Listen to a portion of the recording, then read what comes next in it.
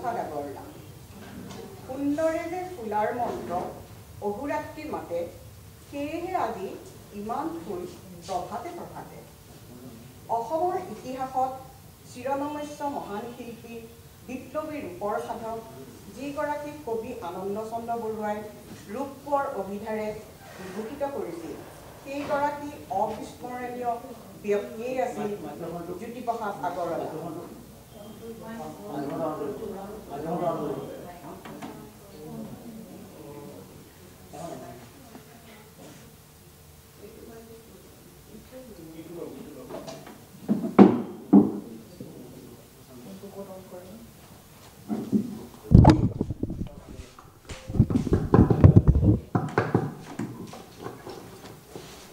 চিৰসুন্দৰৰ এই অম্লান সাধকজনে অসমীয়া জাতিৰ কাৰণে যি খৰ ঐশ্বৰ্য দি থৈ গৈছে সেয়া অনন্য অপ্ৰতিম।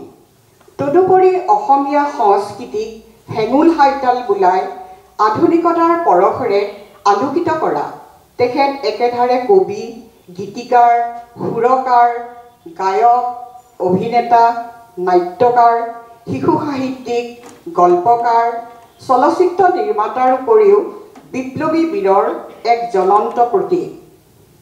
ক'বলৈ গ'লে সঁচা অৰ্থত তেওঁ এজন প্ৰকৃত কলাকাৰ।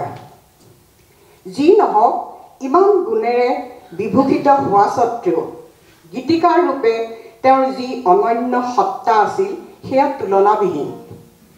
দৰ্শনৰ ওপৰত গভীৰ বিশ্বাসী জ্যোতিপ্ৰসাদ আগৰৱালাদেৱে আজীৱন বিপ্লৱৰ পথ অনুসৰণ কৰি নিজেই গাইছিল, তোৰ আন্ধাৰ নাহিবলৈ তোৰ বুকুতেই বিপ্লৱী হৈ আহিল।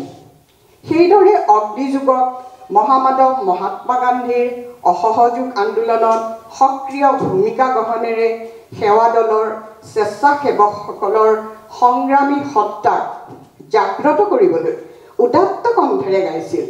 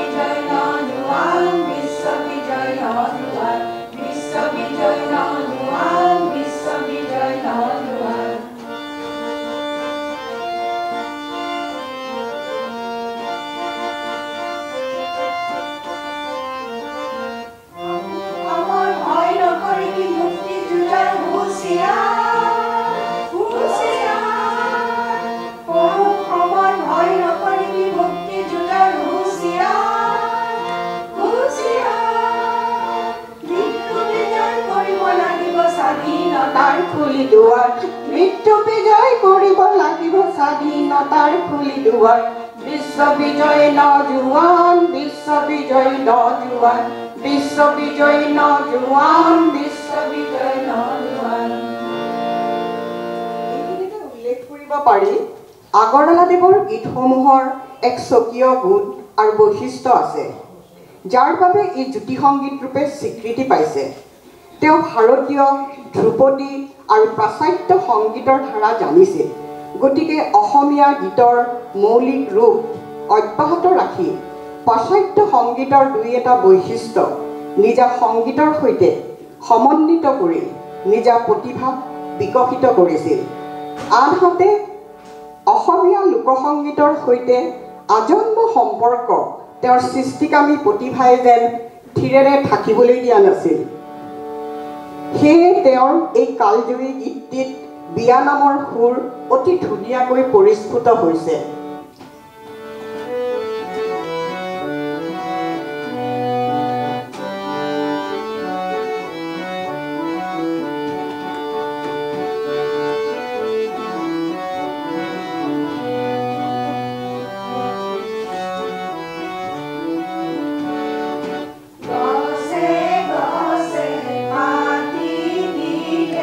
ফুলৰে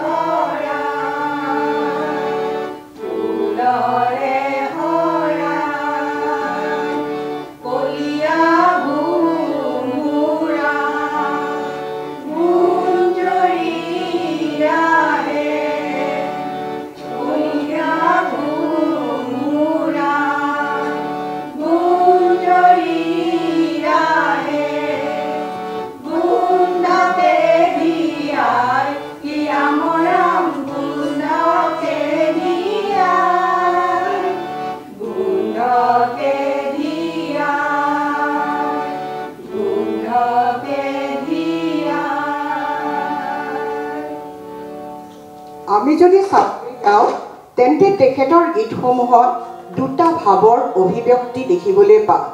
এটা হৈছে স্বদেশ প্ৰেম, আনটো সুন্দৰৰ সন্ধান আৰু সাধনা। জ্যোতিপ্ৰসাদে গান্ধীজীৰ বাণীৰে দেশৰ বাবে স্বাধীনতা আন্দোলনত অংশ লৈ দেশপ্ৰেমৰ ভাৱ এনেদৰে লুইতপৰীয়া ডেকাজাকৰ মাজত তীব্ৰতৰ কৰিছিল যে এই গীতটিত বৰগীতৰ সুৰ সুন্দৰকৈ প্ৰতিফলিত হোৱাৰ উপৰিও তেওঁৰ সৃষ্টি ই স্বতঃস্ফূৰ্তভাৱে দি গৈছিল।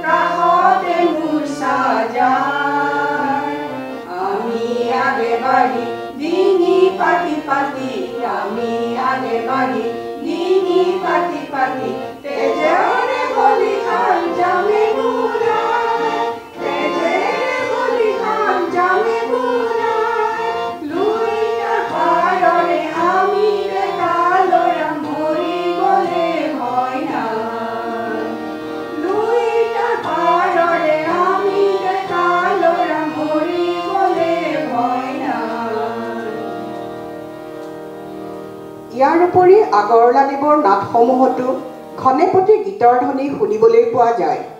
যিহেতু নাটকৰ আভ্যন্তৰৰ ভাৱধাৰা আৰু তাৰ উপযুক্ত বাতাবৰণ সৃষ্টি কৰিবলৈ হ'লে গীত সন্নিৱিষ্ট কৰিলে সোণত সুৱগা চৰে।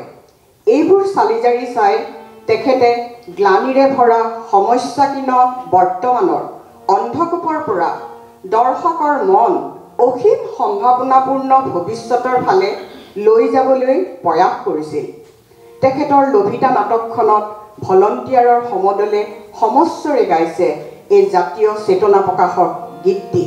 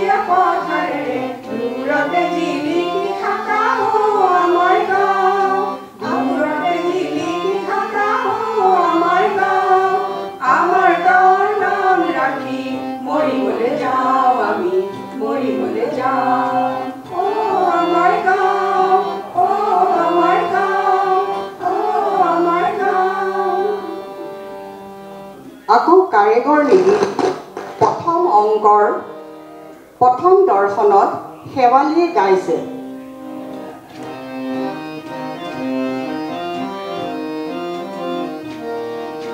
সোণৰ পালেঙতে অ মনে তৰা, সোণৰ পালেঙতে অ মনে তৰা, সোণৰ পালেঙতে অ মনে তৰা, সোণৰ পালেঙতে অ মনে তৰা।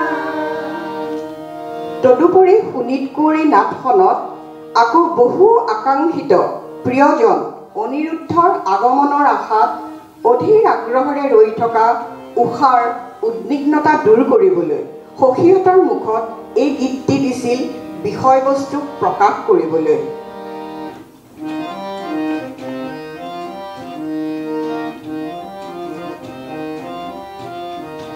অ সখী আহিব প্ৰিয়া, অ সখী আহিব প্ৰিয়া,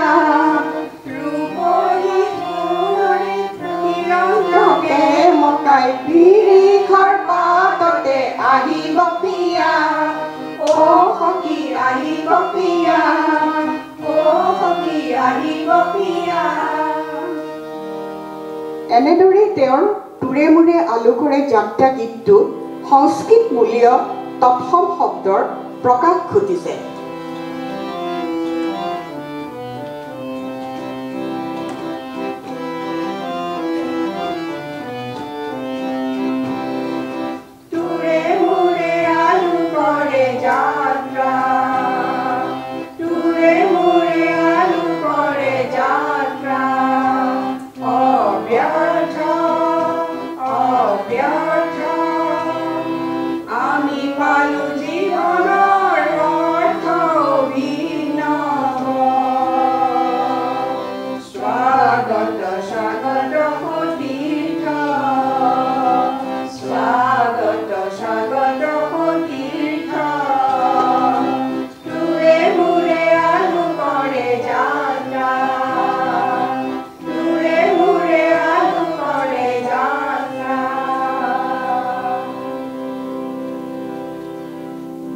তেখেতে শিশুৰ বাবেও গীত লিখিছিল, য'ত শিশুৰ কল্পনাক প্ৰাধান্য দিছিল। এই গীতবোৰত খেয়ালী কল্পনাবিলাক তথা বাস্তৱবোধ বৰ্জিত কল্পনাৰ সাৰ্থক প্ৰতিৰূপ প্ৰতিফলিত হোৱা দেখা যায়। এনে লাগে শিশুসকলৰ সপোনবোৰে যেন নিশাৰ শেষত পাখি মেলি আকাশলৈ উৰি যায়। যি হওক, এইগৰাকী প্ৰতিভাশীল ব্যক্তিয়ে মাত্ৰ ৪৮ বছৰ বয়সতে মৃত্যু সাৱটি ল'লেও জীৱিত অৱস্থাত তেওঁৰ মনলৈ অহা গভীৰ ভাৱ অনুভূতিবোৰ ৰামধেনুৰ বৈচিত্ৰ্যৰে গীতৰ মাজেৰে প্ৰকাশ কৰিছিল। তাৰোপৰি অসমীয়া গীতসমূহক কাব্যিক আৰু সাংগীতিক ধৰ্মেৰে মহীয়ান কৰি তুলিছিল, যাৰ ফলশ্ৰুতিত তেওঁ আজিও প্ৰতিজন অসমীয়াৰ বাবে অতীত, বৰ্তমান আৰু ভৱিষ্যতৰ এক সমন্বয় সেতু হিচাপে জিলিকি আছে।